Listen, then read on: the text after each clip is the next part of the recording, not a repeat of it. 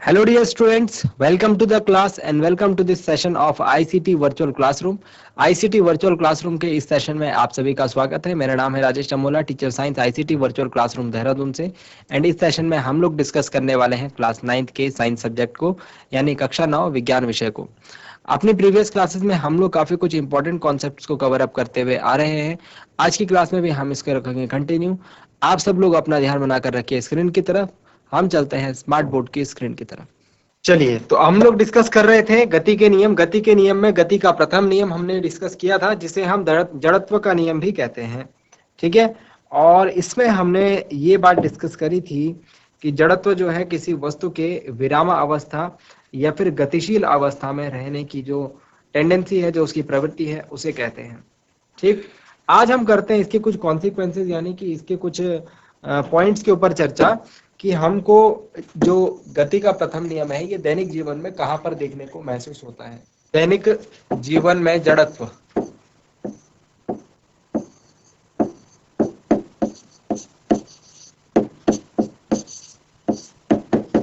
Inertia इन daily life. तो यहाँ पर जो जो फिनोमिनास हम लोग लिखेंगे उनको आप समझा सकते हो गति के प्रथम नियम की हेल्प से। उनको आप समझा सकते हो गति के प्रथम नियम की मदद से। फर्स्ट, हमने ये देखा है कि गाड़ी जब स्टार्ट होती है, तो गाड़ी जब चलना प्रारंभ करती है तो हमें एक धक्का लगता है। ठीक है। और इसके अलावा जब गाड़ी में ब्रेक रखता है तो हम लोग आगे की तरफ जो है हमें झटका लगता है। ठीक है। तो जब मोटर, या फिर सिंपल लैंग्वेज में गाड़ी लिख लेते हैं इसे, जब गाड़ी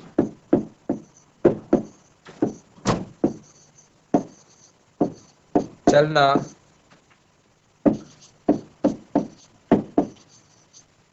प्रारंभ करती है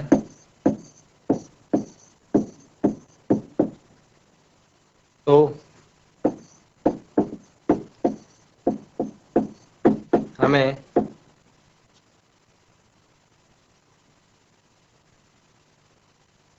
हम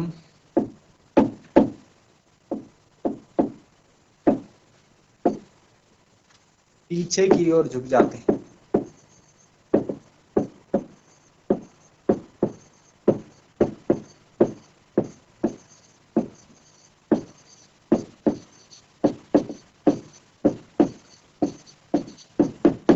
और सेकंड पॉइंट, जब गाड़ी में ब्रेक लगता है तो हम लोग कहाँ की तरफ झुकते हैं? आगे की तरफ। जब गाड़ी में ब्रेक लगते हैं तो हम आगे की ओर झुक जाते हैं। इन दोनों ही पॉइंट्स को आप समझा सकते हैं जड़त्व के नियम यानी गति के नियम प्रथम नियम की सहायता से, है ना। और जड़त्व जो है यानी इनर्शिया को भी आप लोग जो है इनर्शिया के थ्रू भी आप लोग इसको एक्सप्लेन कर सकते हो। ठीक है। गाड़ी का चलना या गाड़ी का रुकना, दोनों ही केसेस में हमारा जो शरीर है वो जड़त्व के नियम का पालन करता है, यानी it follows law of inertia. तो अगर हमारे शरीर, अगर गाड़ी चल रही है तो गाड़ी के साथ साथ हमारा शरीर भी चल रहा है, और ब्रेक लगने पर वो एकदम से विराम की अवस्था में नहीं आ पाता। इस कारण जो है हमें आगे की तरफ झटका लगता है। आपने देखा होगा, आप अगर कार वगैरह में ट्रेवल करते होंगे तो हमें एक सलाह दी जाती है कि सीट बेल्ट हमें पहननी चाहिए। जो आगे की सवारी होती है उनके पास सीट बेल्ट, ड्राइवर और सवारी के पास सीट बेल्ट का ऑप्शन होता है, सीट बेल्ट पहननी चाहिए। ये सीट बेल्ट क्यों होती है? ये सीट बेल्ट इसलिए होती है, जब अगर गाड़ी ज्यादा स्पीड में होगी, ब्रेक लगाए जाएंगे, तो सीट बेल्ट जो है, जो व्यक्ति है या फिर जो सवारी है उसको ज्यादा आगे जाने से रोकेगी। क्योंकि कभी कभी ऐसा होता है कि ये ब्रेक इतनी जोर से लगता है, अगर ज्यादा स्पीड में ब्रेक लग गए तो आदमी जो है उछल करके आगे जो आगे की तरफ जो कार का जो डैशबोर्ड होता है वहां पर जाकर के उसका सर या फिर उसका बॉडी पार्ट कुछ लग सकता है, जिससे उसे हानि हो सकती है, जिससे उसकी बॉडी को कैजुअलिटी हो सकती है। जो एक्सीडेंट्स होते हैं, जो दुर्घटनाएं होती हैं, उसमें जो अगर चालक जो सवारी है उसने सीट बेल्ट पहनी होगी तो उसका क्या बेनिफिट होगा? सीट बेल्ट से जो है जो उसकी प्रोटेक्शन हो जाती है, वो एकदम से जो है टकराता नहीं है, किससे? गाड़ी के अगले पार्ट से। और इसके साथ ही आजकल जो हमारे जो गाड़ियां हैं, कार्स हैं, उसमें एक नई टेक्नोलॉजी है एयर बैग की। तो अगर उसने सीट बेल्ट पहनी होगी तो जो एयर बैग्स हैं वो उसकी सेफ्टी करने में यहाँ पर हेल्प करते हैं, ठीक है ना। तो जब गाड़ी में ब्रेक लगते हैं तो हम आगे की ओर झुक जाते हैं, उसकी सेफ्टी के लिए हमारे पास सीट बेल्ट का ऑप्शन होता है।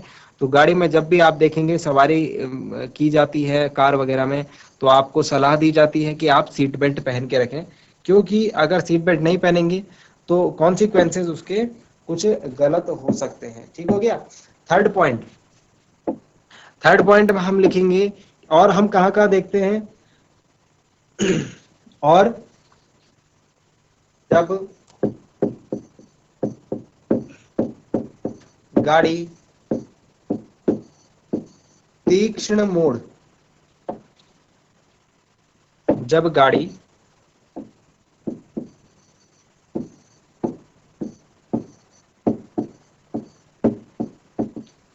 मोड़ पर मुड़ती है, किसी तीक्ष्ण मोड़ पर मुड़ती है, तो हम एक ओर झुकने लगते हैं। ये भी आपने महसूस किया होगा।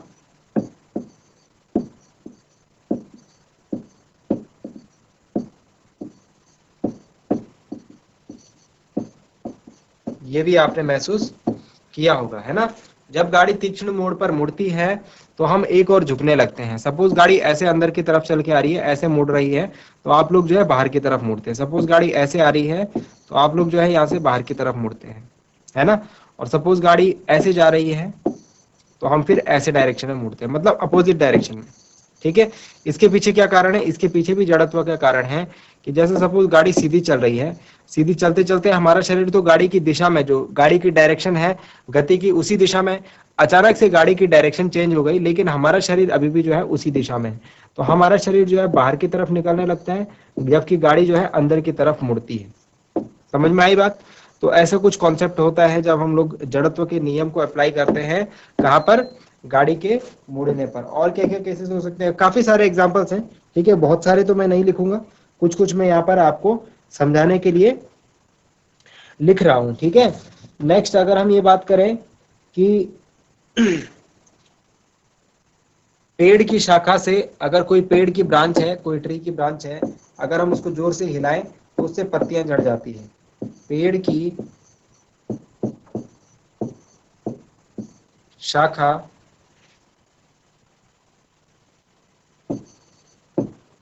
को तीव्रता से हिलाने पर कुछ पत्तियां झड़ जाती हैं। तो इसमें सोचिए, इसमें आप खुद से समझिए क्या कॉन्सेप्ट लगता होगा। सपोज एक पेड़ है और पेड़ की ब्रांच पर कुछ पत्तियां लगी हुई हैं यहाँ पर, है ना। सपोज पेड़ की ब्रांच पर कुछ पत्तियां लगी हुई हैं, तो मैंने किसको हिलाया? मैंने पेड़ की शाखा को हिलाया, पत्तियों को थोड़ा ना हिलाया।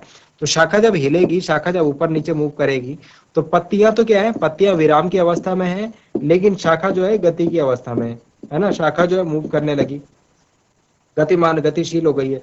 तो जब ऐसा होगा तो क्या होगा? पत्तियां तो उसी जगह पर रहेंगी, लेकिन शाखा जो है ऊपर नीचे आएगी। अब यहाँ पर जो है ये ज्वाइंट होता है, जहां पर से कि पत्तियां जो है शाखा से जुड़ी हुई होती हैं, ये होता है बहुत कमजोर। ये क्या होता है? बहुत कमजोर। तो इस कारण जब हम हिलाते हैं किसी शाखा को, तो शाखा तो हिलने लगती है, लेकिन पत्तियां अपनी जगह पर रहती है विराम की अवस्था में, जड़त्व के गुण के कारण। इस वजह से ये टूट करके नीचे गिर जाती हैं, ठीक है। तो इसको भी हम समझ सकते हैं किसके थ्रू? जड़त्व के नियम के कारण। ठीक हो गया। और भी काफी सारे गुण हैं। जब आप दरी को जो है पीटते हैं, जब आप दरी को एक लकड़ी से पीटते हैं तो उसमें से धूल के कण बाहर निकलते हुए दिखाई देते हैं, है ना। ये भी हमारा जड़त्व के नियम पर आधारित है। तो आई होप जो है आपको ये बात समझ में आ रही होगी। अब जो है हमारा डिस्कशन कुछ एक नेक्स्ट पॉइंट की तरफ चलता है। हमने क्या बात करी, जड़त्व की बात करी। जड़त्व में हमने ये बात करी कि किसी वस्तु का ऐसा गुण, किसी वस्तु की ऐसी प्रॉपर्टी जिसमें कि वो विरोध, हम विरोध कह लेते हैं इसको, ठीक है, विरोध, विरोध करने की प्रवृत्ति रखता है। हमने जड़त्व के बारे में क्या बात पढ़ी थी, हमने ये बोला था कि किसी वस्तु के विराम अवस्था में रहने की या समान वेग से गतिशील रहने की प्रवृत्ति, जिसमें वो है उसमें ही रहे। मतलब कि अगर हम चेंज कर रहे हैं, अगर हम उसकी गति की अवस्था बदल रहे हैं, ठीक है, अगर हम उसको बदल रहे हैं, उसकी गति की अवस्था बदल रहे हैं, तो उसका वो विरोध कर रही है। यही तो बात हुई। अरे वो अपनी अवस्था में रहना चाह रही है, मतलब कि वो विरोध कर रही है अपनी अवस्था परिवर्तन का। अगर वो विरोध करेगा तो हम कितना विरोध करेगा, विरोध कितना करेगा, ये कैसे पता लगेगा। तो इसको पता लगाने के लिए आप एक एग्जांपल देखो। आप एक रेलगाड़ी देखो, एक क्या है, रेलगाड़ी है, ठीक है, और इनको ऐसे जोड़ देते हैं, ठीक है, ये रेलगाड़ी है, सॉरी, और एक साइकिल है।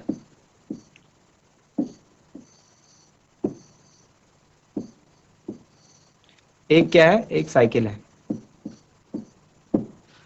एक रेलगाड़ी है और एक साइकिल है। जरा ध्यान से समझना इस बात को। अगर आपको मैं पुश करने के लिए कहूं, किसी पर धक्का लगाने के लिए कहूं, तो आप किसको आसानी से धक्का लगा सकते हैं? आप साइकिल को आसानी से धक्का लगा सकते हैं, इस रेलगाड़ी को आसानी से धक्का लगा सकते हैं। आपका जवाब होगा सर, साइकिल को धक्का लगाना जो है आसान है। साइकिल क्योंकि हल्की होती है और इसको हम आसानी से धक्का लगा करके हिला सकते हैं, जबकि रेलगाड़ी जो है बहुत भारी होती है, इसको हम धक्का लगाएंगे तो इस पर तो कुछ फर्क ही नहीं पड़ेगा। ठीक है, मतलब कि आप क्या कह रहे हैं कि विरोध, मतलब अभी हमने क्या बात बोली, हमने ये बोला कि ये रुकी भी है, ये अभी कौन सी अवस्था में, विराम अवस्था में। हम इनको चाह रहे हैं कि ये गतिशील हो जाए, यानी कि चलने लगे। तो ज्यादा विरोध कौन कर रहा है? ज्यादा विरोध ये वाला कर रहा है, ट्रेन कर रही है, साइकिल नहीं कर रही है ज्यादा विरोध। समझने वाली बात यह है कि कहीं ना कहीं हम ये देख रहे हैं कि जो जड़त्व है ये द्रव्यमान से रिलेटेड है। जड़त्व का जो रिलेशन है, जड़त्व का जो संबंध है, वो कहीं ना कहीं द्रव्यमान यानी कि वस्तु के द्रव्यमान, जिसे हम कहते हैं मास, से रिलेटेड है। तो अब हम ये देखना चाह रहे हैं कि वस्तु का जो जड़त्व है वो वस्तु के द्रव्यमान से किस प्रकार रिलेटेड है, यानी किस प्रकार संबंधित है। तो हेडिंग डालेंगे, हेडिंग डालेंगे हमारे साथ, जड़त्व और द्रव्यमान, जड़त्व और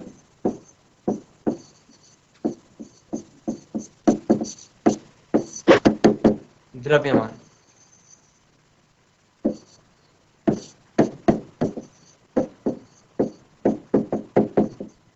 इनर्शिया एंड मास।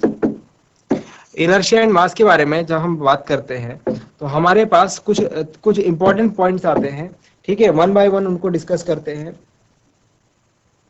अगर जड़त्व की बात करें, अगर जड़त्व की बात करें तो जड़त्व जो है किसी वस्तु की प्रवृत्ति है। जड़त्व क्या है, यानी इनर्शिया किसी वस्तु की प्रवृत्ति है। कौन सी प्रवृत्ति?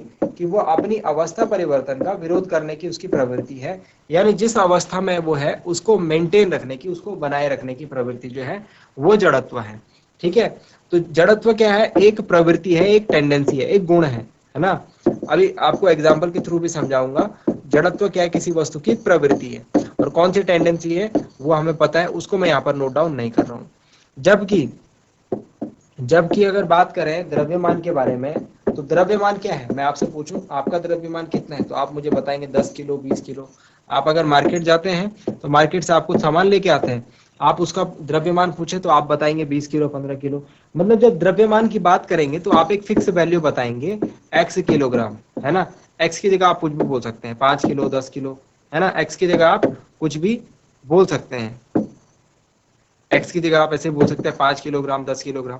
तो जब द्रव्यमान की बात की जाएगी आप मुझे एक मेजरमेंट बताएंगे, एक माप बताएंगे, है ना। आप मुझे परिभाषा नहीं बताएंगे, है ना। लेकिन जब जड़त्व की बात की जाएगी तो आप प्रवृत्ति के बारे में बात करेंगे। आप बोलेंगे कि अगर कोई वस्तु रुकी हुई है तो उसकी रुके रहने की प्रवृत्ति, अगर कोई वस्तु चल रही है तो उसके चलते रहने की प्रवृत्ति, वो जड़त्व होगी। लेकिन जब मैं आपसे किसी वस्तु का द्रव्यमान पूछूंगा तो आप मुझे एक फिक्स वैल्यू बताएंगे, एक माप बताएंगे। तो ये जो माप है बच्चों, ये जो मेजरमेंट है, यही हम जड़त्व की माप को ही द्रव्यमान कहते हैं, कि कोई वस्तु कितनी कितनी ज्यादा कितने ज्यादा जड़त्व को शो कर सकती है, उसको हम उसके द्रव्यमान के द्वारा नापते हैं। फॉर एग्जाम्पल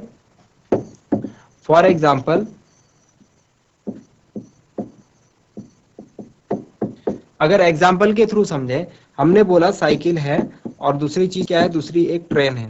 एक साइकिल है और एक ट्रेन है। तो साइकिल और ट्रेन में से किसके जड़त्व की माप कम थी, यानी किसका द्रव्यमान, इसका द्रव्यमान क्या था, कम था, और ट्रेन का द्रव्यमान ज्यादा था। तो द्रव्यमान कम ज्यादा से हमें क्या पता लगा, द्रव्यमान कम ज्यादा से हमें यह पता लगा कि जड़त्व किसका ज्यादा होगा, किसका कम होगा। तो जड़त्व इसका कम होगा और इसका जड़त्व जो होगा ज्यादा होगा। तो आप समझ पा रहे हैं जड़त्व से क्या, जड़त्व और द्रव्यमान सुनने में देखने में हमें काफी हद तक सिमिलर लगते हैं, एक जैसे लगते हैं, परंतु वास्तव में ये सिमिलर होते नहीं है, ये एक जैसे नहीं, बल्कि इनके बीच में काफी ज्यादा डिफरेंस होता है। जहां जड़त्व एक गुण है, जड़त्व क्या है, एक गुण है, प्रवृत्ति है, टेंडेंसी है, वहीं दूसरी तरफ द्रव्यमान यानी मास जो है वो जड़त्व की माप को दिखाता है, यानी मेजरमेंट को शो करता है। आई होप ये बात समझ में आ गई होगी। ठीक है, तो यहाँ पर कुछ पॉइंट्स हम लोग लिखने जा रहे हैं जड़त्व और द्रव्यमान से रिलेटेड। इन शॉर्ट तो आप सिर्फ इतनी बात लिखेंगे तो इतने में आपका काम चल जाएगा। ये इतनी बात में आप लोग जो है समझ सकते हैं, है ना। अब जैसे हम ये बात करें कि और एग्जांपल से आपको समझाया, अब हम उदाहरण के बारे में चर्चा करेंगे। जैसे एक फुटबॉल है और एक बड़ा पत्थर है, और आप किक लगाते हैं एक फुटबॉल पर, एक बड़े पत्थर पर। तो फुटबॉल को जब आप किक लगाएंगे तो फुटबॉल जो होगी एक जगह से दूसरी जगह आराम से लुढ़कती हुई चल जाएगी।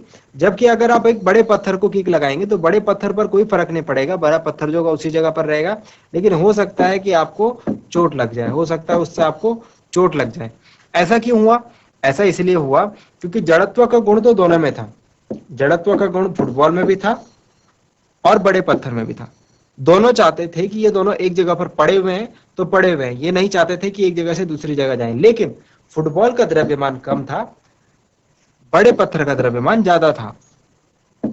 तो हमने जब किक मारी तो फुटबॉल का द्रव्यमान कम होने के कारण इसकी जो प्रवृत्ति थी वो खत्म हो गई। हमने इसको बोला कि आप विरामावस्था में हो, तो आपको हमने किक मार दी है तो आपको क्या करना पड़ेगा, गति करनी पड़ेगी।